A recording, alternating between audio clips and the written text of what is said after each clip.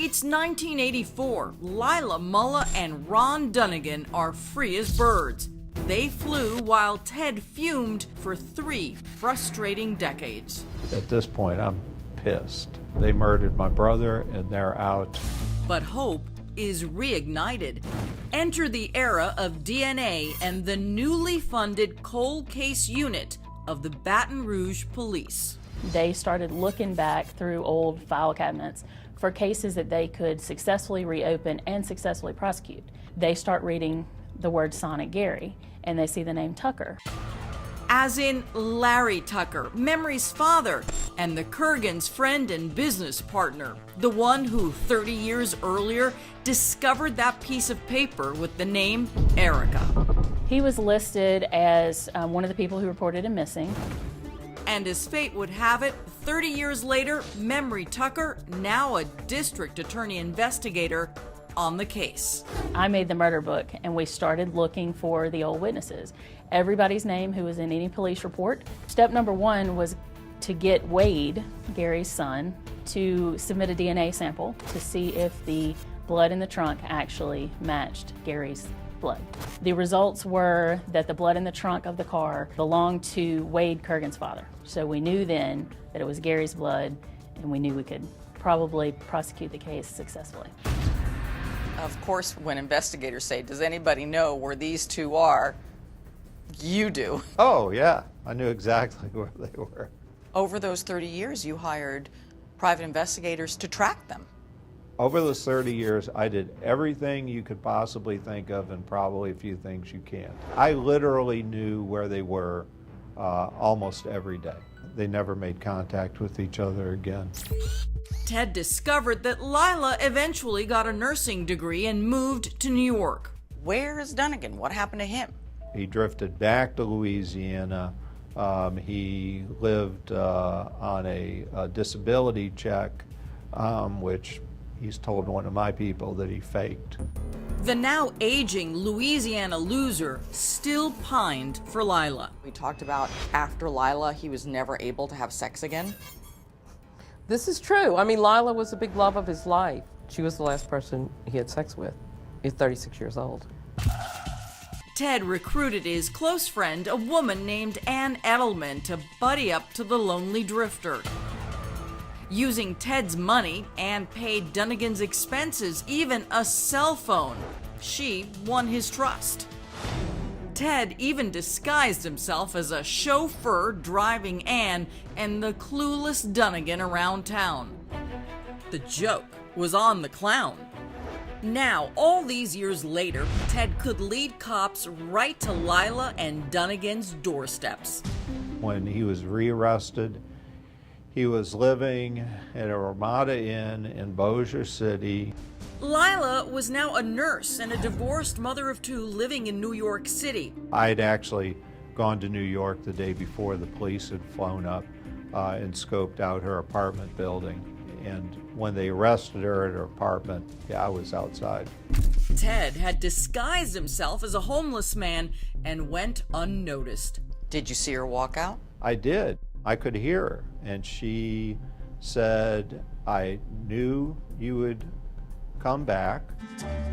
Lila is being led to a very familiar place, the interrogation room.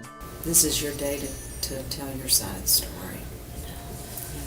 Set yourself free. I think that you were used. So that's going to be up to you. You have the key to your future.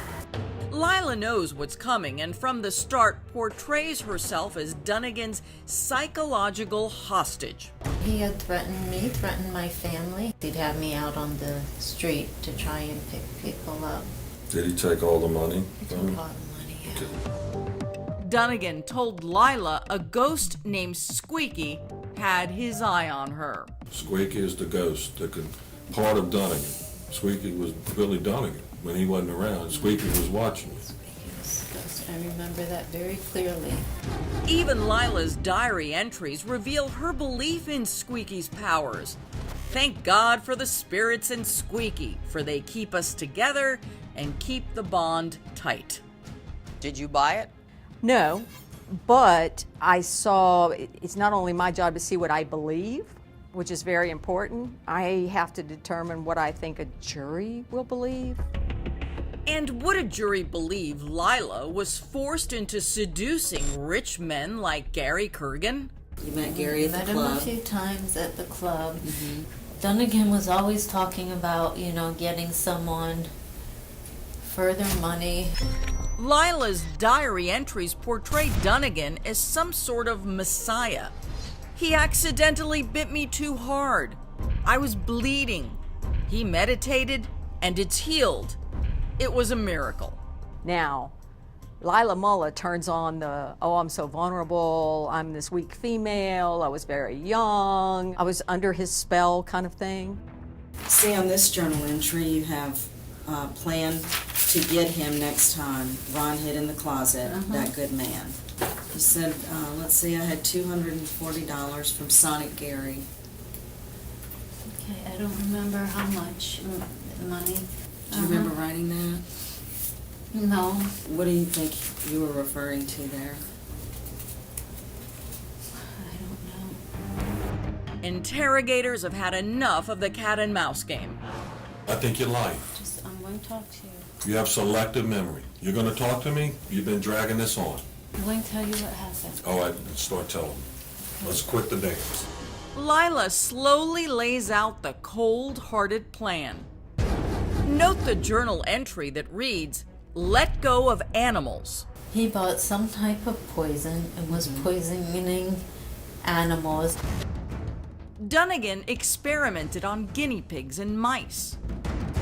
Was it Or a powder or was it a pill or anything? Did you ever see it? I think it was a powder. Lila's role was to lure Gary to their home and serve him a deadly concoction. It's true about the wine. It was tainted. Dunnigan was hiding in the closet. Gary started to... and Dunnigan drug him out of the room.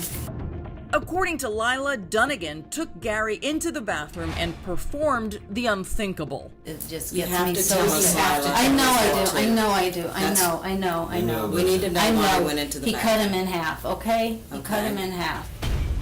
I know it was a saw. A handheld saw It or was a motorized saw? No, it was a little saw.